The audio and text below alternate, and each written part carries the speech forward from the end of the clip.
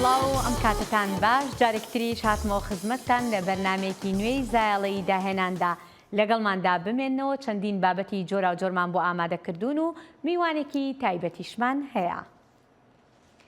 بەمەبەستی پیشاندانی گرفتەکانی ژنان لە کاتی کەیسەکانیان لە دادگاکاندا شانۆگەریەک لە هەڵەبجە بە ناونیشانی دوورینەوەی ئازار نمایشکرا و دەرهێنەر و ئەکتەرەکان دەڵێن پەیامی سەرەکی ئەم شانۆگەریە ئەوە بووە کە لە دادگاکانە ورتر گوێ بۆ گرفتەکانی ژنان و ئەو دۆسەیانەی پەیوەست بە توندوتیژی دژی ژنانن بگیردرێت. لە باخێکی گشتیە بەبەرچاوی هەموو خەڵکەوە بێ ئەوەی گوناهێکی کردبێ کوشتیان. نمایشی شانۆی دوورینەوەی ئازارە کە باز لە ژیانی ژنێکی تەنیا دەکات ئەو ئازارانە دەخاتە ڕووکە ڕوبەڕووی دەبنەوە و بەرهەمی توندوتیژین. من هەمیشە وەکو ئەکتەر کاتێککە ڕۆڵێکم بۆ هاتووە کارکتەرێکم بۆ هاتووە بیرم لەوە کردوتەوە ئەو کارکتەرە چەندێک دەنگە کپکراوەکان ئەگەێنم بە خەڵک ئەمەش دەنگێکی کپکراوە و کە من لێرە ڕۆڵی ئەبین و وەکو پردێکی پەیوەندی ئەیگەێنم بە خەڵک. ئەزانی چۆنە من زۆر شتم بیر چووە بیرم چوو باسی ئەوە بۆ بکەم ئەو شەوەی وەکو سەگ پەلاماری یام و قژی ڕاکێشم. پەیامی شانۆکە گفتوگۆیەکە لەگەڵ دادگا میتۆدێکە لە ڕێگەی چیرۆکێکەوە داوا دەکات باشتر گوێ لە ئازارەکانی ژن لە دادگاکاندا بگیرێت. جۆم لە خیزەی هەناسەیانی بوو. بەڵێ ئێمە پێمان وایەکێکە لەو شێواز و میتۆدانی کە کاریگەری جیاوازێ بێ چونکە ئێمە بە جۆرێکی بەربینەرەکەوین ئەمجارە ڕاستۆخۆ قسە ناکەین بەڵکو لە ڕێگەی چیرۆکێکەوە ئەتوانین ئەو کێشە و ئازارانی کە کەسێگەیەتی لە بەریەکەوتنی لە ژیانی ڕۆژانەیە بتوانێت لە ڕێگەی شانۆوە بیگەڕێتەوە. من گەژاو محەممەد فەرج نانکەری گەڕێکی خۆمە ڕەنجبەری پیاوێکی برسی و چاوچلۆ خەیاتە غەمگینەکەی شان ڕێکخراوی پیدیۆ کە خاوەنی بەرهەمە شانۆیەکەیە دەڵێن ساڵانێکی زۆرە کار لەسەرەوە دەکەین توندوتیژی دژ بە ژنان کەم بکرێتەوە زۆر جاریش لە کەیسەکاندا و لە دادگاکان ڕوبەڕووی گرفت بووینەتەوە. دڵنیایی من خۆمێکێکم لەوانەی کە وەکو هەمبۆک و بەڕێبەری ڕێکخراوەکە وەکو داکۆچی کار لە مافەکانی ژنان بە دڵنیاییەوە ئەو نەکتێبی نیمانەمە زۆر هەوڵمان بۆ داوە چەندین جارێمە خۆمان تووشی کێشە بووینەتەوە بەڕاستی لە ناو دادگاکانە بەڵام ڕێگایەکمانەیە کە داواکاری گشتیە زۆر جار لە ڕێگەی داواکاری گشتیەوە ئێمە کەیسەکانی ژنان ئەبینە پێشەوە کاری لەسەرەکەین هەتاکۆی کە ئەو تاریکیانەی کە لەسەر کەیسەکان هەیە لەو ڕێگەیانەوە ڕووناک بکرێتەوە بتوانرێت ئیشی لەسەر بکرێت. من و کوڕەکەم ئەم شەو لە ماڵەوە نابین تۆ میوانێکی ترێ هەیە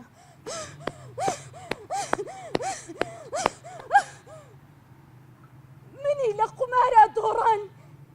بێتەربێت. جلوبەرگە پەرش و بڵاوەکانی سەر ئەم ستەیجە هەردانەیەکیان هی ژنێکە بە تاوانە جیاوازەکان کوژراون ئەکتەری سەرەکی شانۆکە پێکەوە ئازارەکان دەدورێتەوە و دەڵێت با توندوتیژی کەم بکەینەوە. فەرحان هەورامانی دەنگی ئەمریکا هەڵەبجە.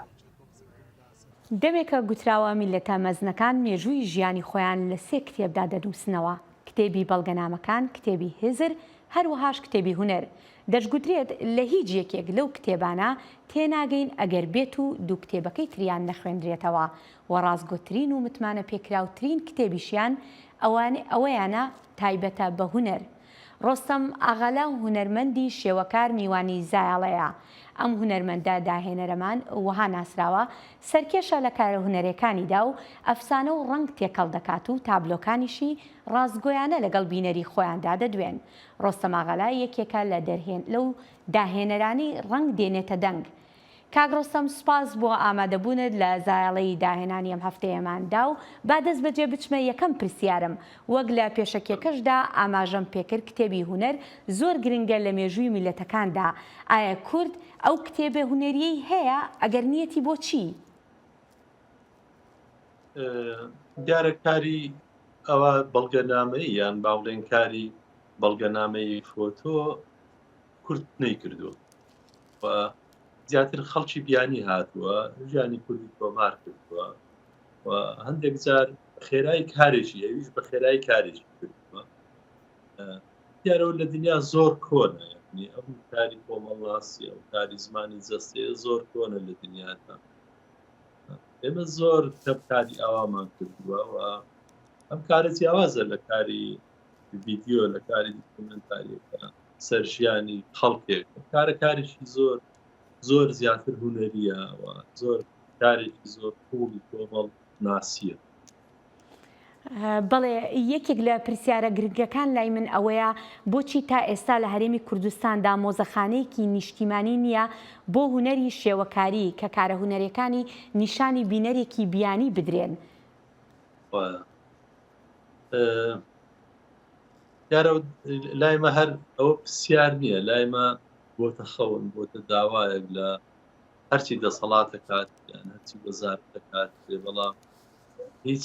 ینی یەک لەو کابینانە لەو وەزیرانە کەسیان لەو ئاستە نەبووین و کارە ڕاپەڕێ. بەڵێ دەمەوێت بێمە سەر ئەزمموی هونەری ڕۆستەماغالا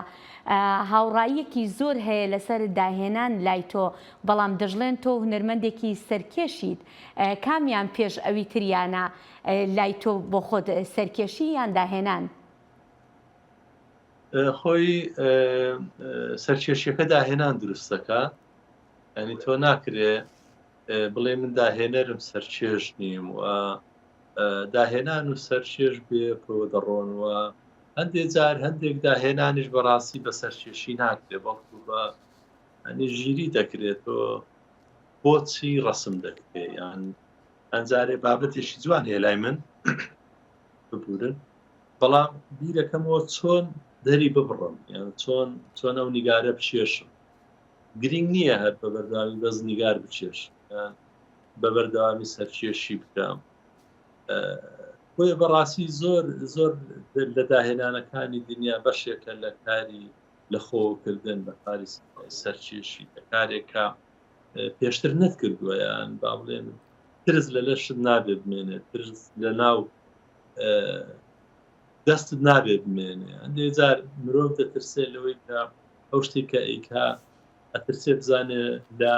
نەتیجەکەی بیرەکات و من لە نەتیجەکەی بیر ناکەمەوە، لەوە بیرەکەمەوە کە چ بەدەستمەوە دێ حەزێکم هەیە. باشە کاک ڕۆستەم، چەندێک بڕوات بە تیۆریەکانی وابەستەیەوە هەیە لە تابلۆدا یان سەرکێشەکانت ئەو جۆرە کۆت و بەندانشی پێشکاندویت؟ بێگومان خۆی هونەر لە هونەری ینی لە ڕێبازی هونەری کلاسیک، لە ڕێبازی هونەری ڕۆماتیک، لە هەندێک لە ڕێبازەکانی هونەر چوارچیوە هەیە، بەڵام هونەر بەگشتی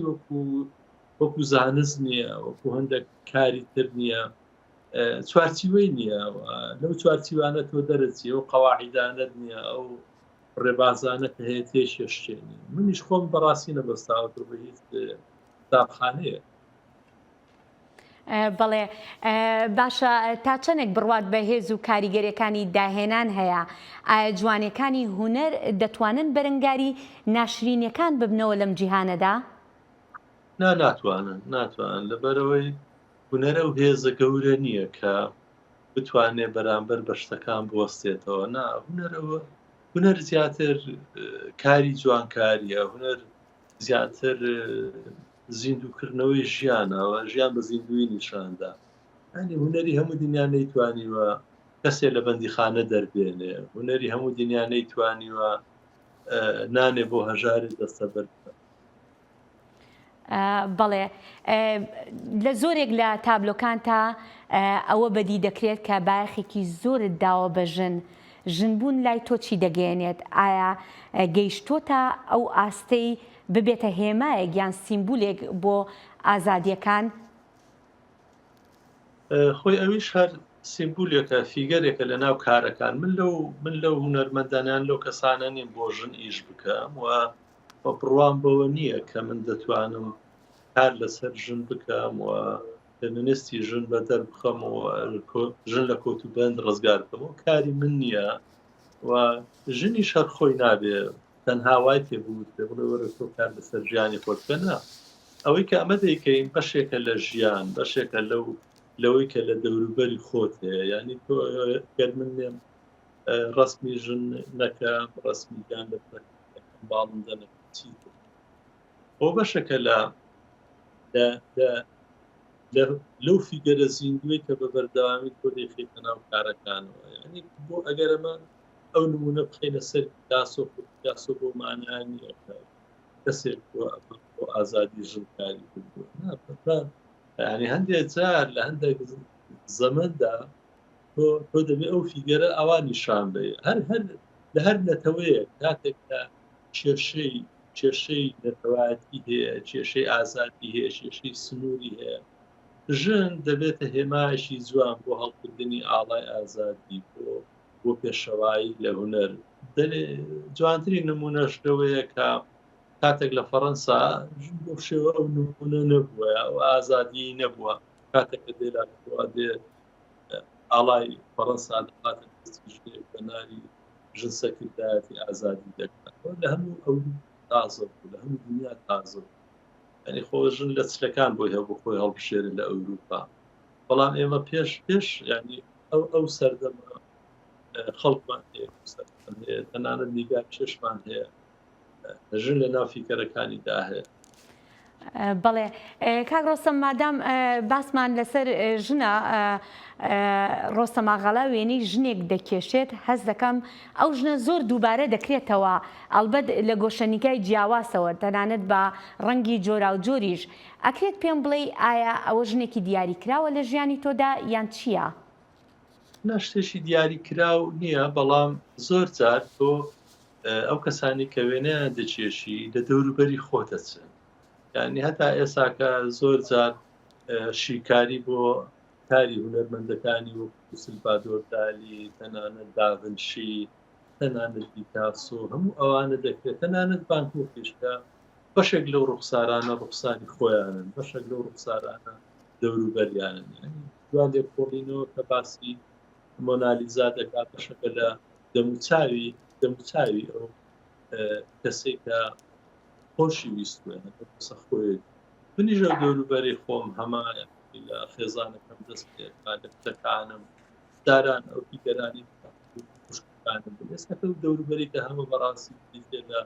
کچەکانم بە خۆم بە خێزانم ئیتر بۆ شێوەیە ئەوانە دووبارە دەبنەوە بەڵام لەگەڵ هەموو ئەوانش یعنی خۆم نابەستمەوە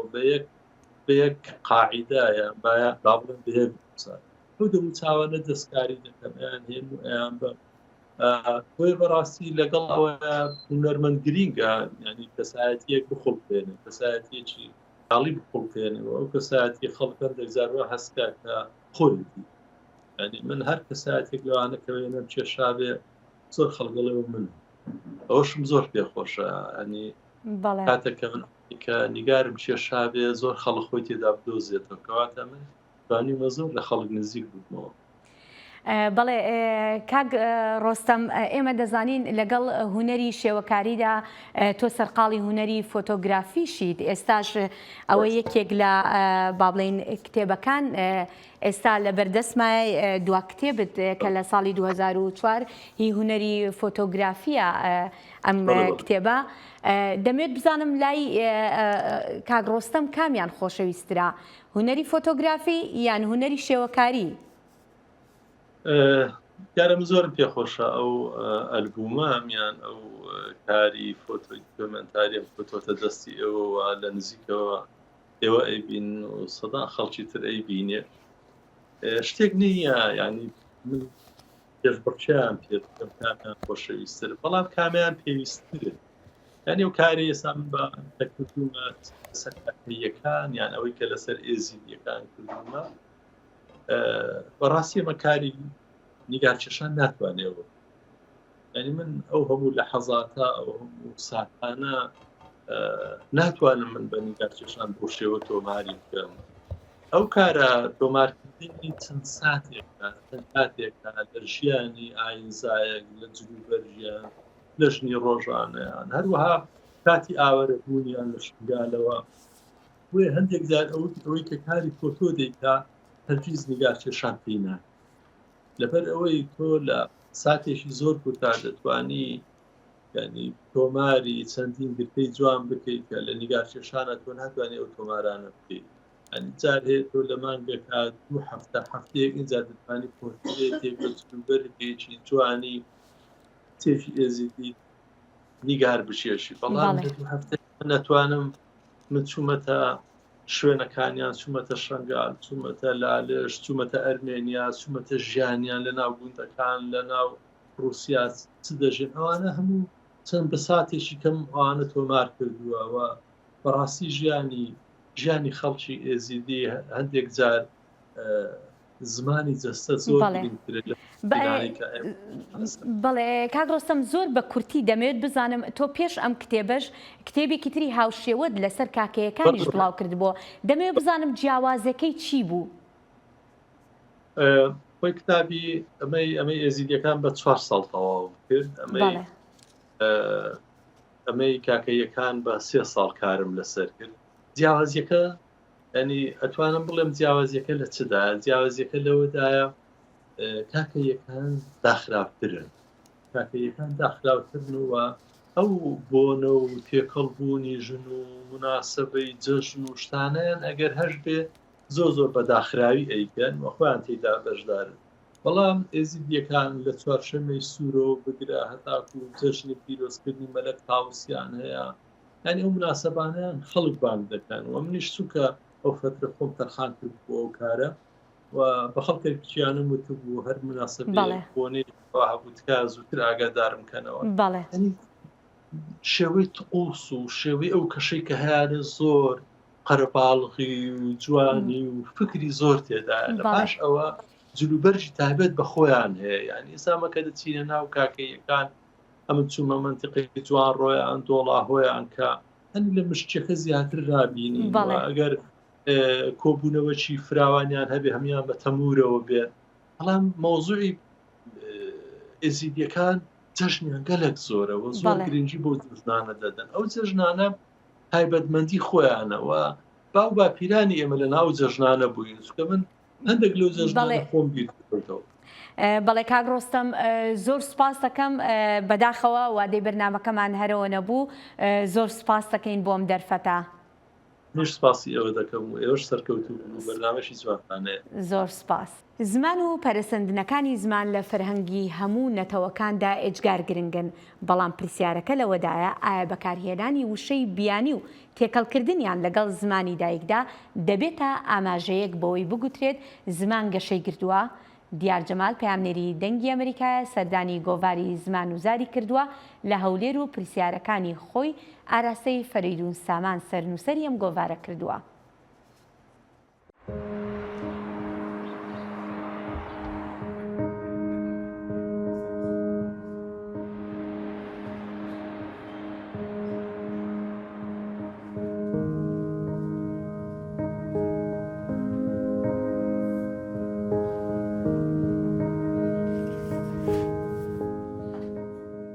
ئەم گۆڤارە لە پاییزی 2021 یەکەم ژمارەی دەرچوو بە زمانەکانی کوردی و عەرەبی و فارسی جازە بەنگلیزیش و تار و لێکۆنەوە بڵاو دەکەینەوە هەموو ساڵش لە ڕۆژی جیهانی زمانی دایکدا کۆنفرانسی زانستی زمان بەڕێوە دەبین. ئەم گۆڤارە لەلایەن کۆمەڵگەی پەروەردەی مارگرێت دەرەچێت هەڵبەت بە سپۆنسەری دارایی بەڕێز دکتۆر تاها ڕەسوول کە ئەو پاپشتیمانی ئێمە دەکات. ئەم گۆڤارە تا ئێستا ژمارەیەکی بە زمانی عەرەبی تێکڕای بابەتەکان بە عەرەبی بووە، ژمارە 13 هەمووی بە فارسی بووە، ژمارە 15 هەمووی بە تیپی لاتینی کرمانجی بووە، یعنی زاری کرمانجی. بەدڵنیایی هەبوونی ئەو دامەزراوانە چ لە ئێستا چ لە داهاتوو دەتوانێت خزمەتێکی گەورە بە کێشەکانی زمانی کوردی بکە لەسەر ئاسەکانی پەروەردە فێرکردن لەسەر ئاسی سۆشیال میدیا لەسەر ئاسی زار و بزارە کوردیەکاندا.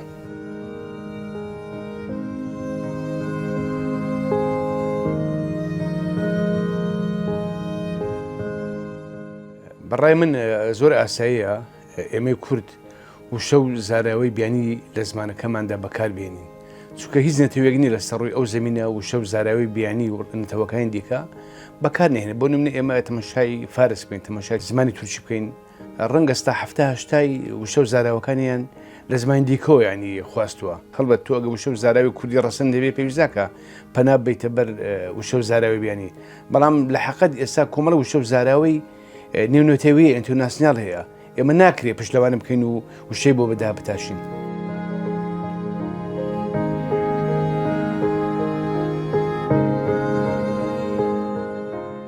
زمانی کوردی تا ڕادێک بۆتە زمانی زانست بۆتە زمانی فەلسەفە بۆتە زمانی کایەکانی دیکەی ینی کەلتوری بۆ نمونەی ئێستا ئێمە بەدایان قاموسمان هەیە خاموسی زانستیە خاموسی فەلسەفیە بە زمانی کوردی دانراوە هەروەها بەدایان سەرچاوی کتێبمان هەیە هەر بە وشە و زاراوی زانستی کاتی داکرەوە بەڵام هەڵبەت ینی زمانی کۆمەڵگەی کشتتوکاڕی زمانێکی پاراتورە لە زمانی ناوشار بۆ چونکە لە زمانی کۆمەڵگە کشتتوکاڕیەکان ڕەسەنایەتی دەمێنێتەوە ئەوەشیان بۆ ئێمە سەرچاوێکی باشی پرسی زمان ناسیە بە ئاوێتەکردنی بابڕێن ئەو کللتوری کە لە کۆمەڵگەی کشتتوکاڕەیە کە پڕ لە وشە و زاراوی ڕەسەن لەگەڵ کۆمەڵگەی ناوشار زمانێکی ستاندار یا زمانێکی هاوسەرخ بنیاد بنێ لە غیابی زمانی یەکگرتوو زارەکان ڕۆلی زمانی ستاندار دەبینین بۆ نمونێ ئێستا ئێمە لە باشووری کوردستانی لە هەرێمی کوردستان زمانی کوردی ناوەند کە لە نێوان دوو کەوانەیە سۆرانی بۆتە زمانی ستاندار هەروە لە ڕۆژاوی کوردستان زاری کرمانجی بۆتە زمانی ستاندارد بەڵام ئەگەمانی و ئێمە زمانێکی هاوبەش و ستاندار بۆ هەموو گەلی کورد پێکۆ بنین پێم وە لە داهاتوو ئەمە بڕیاری دەوڵەتە بڕیاری سیاسیە چەندین خاوەن پێداویستی تایبەت لە نابیست و نادوو نابینا لە ژێر ناوی ڕۆژێک بۆ هاوسەرگیری خاوەن پێداویستی تایبەت چالاکی ئاهەنگ و ڕێزلێنانیان بۆ ڕێکخرا چالاکیەکە وەک هاندانێک بوو بۆ ئەو خێزانانەی گەنجی خاوەن پێداویستی تایبەتیان هەیە تا دەستیان بگرن و هاوکار بن لە چوونە پرۆسەی هاوسەریەوە.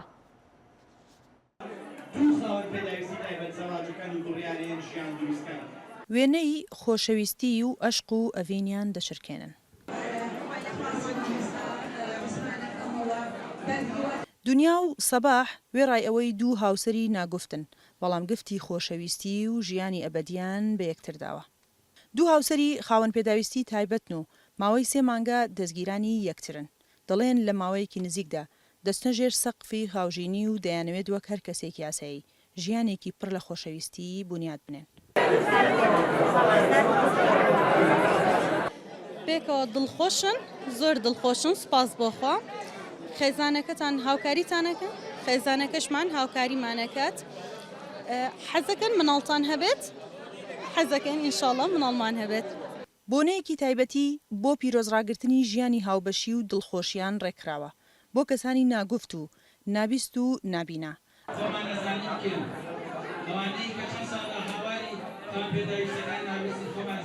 بەخوا تۆ مەبەست ئەو کتێبە نییە چییە لەدە تابیڕێ ئەو کتێبەکەم هەدا ئەوان لەم بۆنەیەدا لە ڕێگەی نمایشەوە باسییان لە ئازار و لەمپەرەکانی بەردەم ژیانیان دەکەن. پامێک دەگەن نەخێزان و کۆمەڵگا بۆی یارمەتی دەریان بن لە دروستکردنی ژیانی هاوبەشیدا داوا دەکەن وەک هەر کەسێکی ئاسایی مامەڵەیان لەگەڵدا بکرێت. کێشەکان ئەوەیە کە زۆر نابینە نابیستەیە هاوسەرگیریکە مداخلە لە ژیانیان ناکرێت و زۆر ئەو پرۆسانە پەشیمان بوونەوەی تیابەوە هەمیشە پاری ئابووری یەکێ بۆ لە هۆکارەکان کە بەربەستی دروست کردووە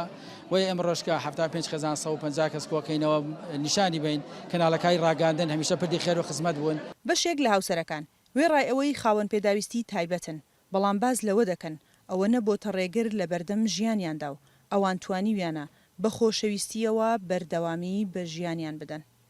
سنوورکەریم دەنگی ئەمریکا سلێمانی. سەباح هەورامانی یەکێکە لە هونەرمەندە دیارەکانی هەورامان و تازەگەری لە گۆرانی هەورامیدا کردووە و نزیکەی 63 ئاوازی بۆ هونەری گۆرانیوتنی هەورامی دوای خۆی بەجێهێشتووە. ئەو ئێستاش گۆرانیەکانی لەلایەن هونەرمەندانی نوێ و کۆنەوە دەگوترێتەوە. مردانی مێریدانی مردانی پێی هەورامانی گوڵکۆی هونەرمەند سەباح هەورامیە. ئەو هونەرمەند و پێشمەرگەیەی چ لە شاخ و چ لە شار هەمیشە لە ناو دۆستانیدا گۆرانی هەورامی چڕیوە و بە کەرەستەی سادە و دەنگێکی ڕۆحی 63 ئاوازی بۆ هونەری هەورامی جێهێشتووە.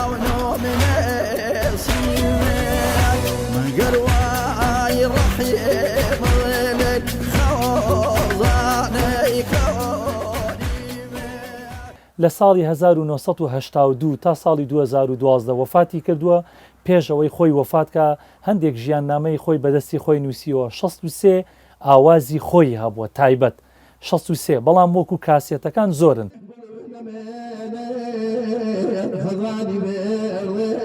12 ساڵە کۆچی دوایی کردووە بەڵام ئاواز و گۆرانیەکانی هەرزیندون خەڵکی گوندەکەی لە خەرگەڵان و ڕێکخراوە هەورامەکان ساڵانە یادی دەکەنەوە. سەباح هەورامی بەڵێ خاوەنی قوتابخانەیەکی سەربەخۆیە هەم لە ڕووی داهێنانی ئاوازەکانیەوە کە بەدەیان ئاوازی ڕەسەنی ڕۆژگارەکەی لە سەحری سترانەکانیدا گۆش کردووە گەواهیەوە دەدەین هەم لە ڕوانگەی ئەو تێکست و شعرانەوە کە هەڵی بژاردووە تێکستەکانی تێکستی شاعرە مەزنەکانی ناوچەی هەورامان بوو تێکستی بێسارانی و سەیدی و میرزا عەبدولقادری پاوەیی بوو ئەمانە ئەو هەمویان ئێمە ئەگەر لەسەریان ڕاو بوەستین دەزانین پەیامێکی هومانستی ئەزگار گەورەیان تێدایە.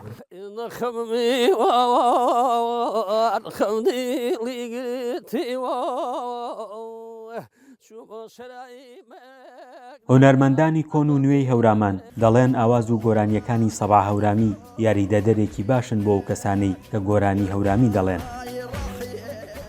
لە مناڵیەوە گوێم لە کاک سەباح کردووە لە مەجلیسەکانیا دانیشتوم سەیری دەمیم کردووە کە چۆن گۆرانیە چڕێک چونکە زۆر جار پرسیارم لێکن وانی کە ڕەفیق من لە سلێمانی بەسەرم پێم بڵێن باشە ئەم گۆرانیانە تۆ مەسەلەن چۆن ئەیزانی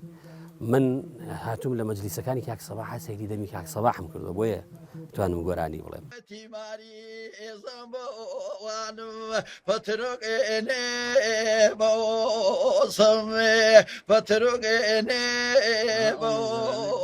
هونەرمەند سەباح هەورامی لە ساڵی 1963 لە گوندی خەرگەڵان لە هەورامان لەدایک بووە لە سەرەتای هێشتاکاندا و لە ساڵی 1982 کاسێتی دەنگی بڵاو بووتەوە لە ساڵی 1970 بووەتە پێشمەرگە و لە ئاوارەیی و لە هەورامان هەمیشە هونەرەکەی لە یاد نەکردووە خاوەنی 5 ئەلبومی گۆرانی و سەدان کاسێتی دیکەیە لە ساڵی 2012 بە نەخۆشی کۆچی دوایی کردووە. فەرحان هەورامانی دەنگی ئەمریکا هەورامان. لێرەشدا هاتینە کۆتایی بەرنامەی ئەم هەفتەیەمان تا کاتێکی تر لەگەڵ ڕێز و خۆشەویستی هەرۆ زەنگەنە هەر شاد و بەختەوەربن.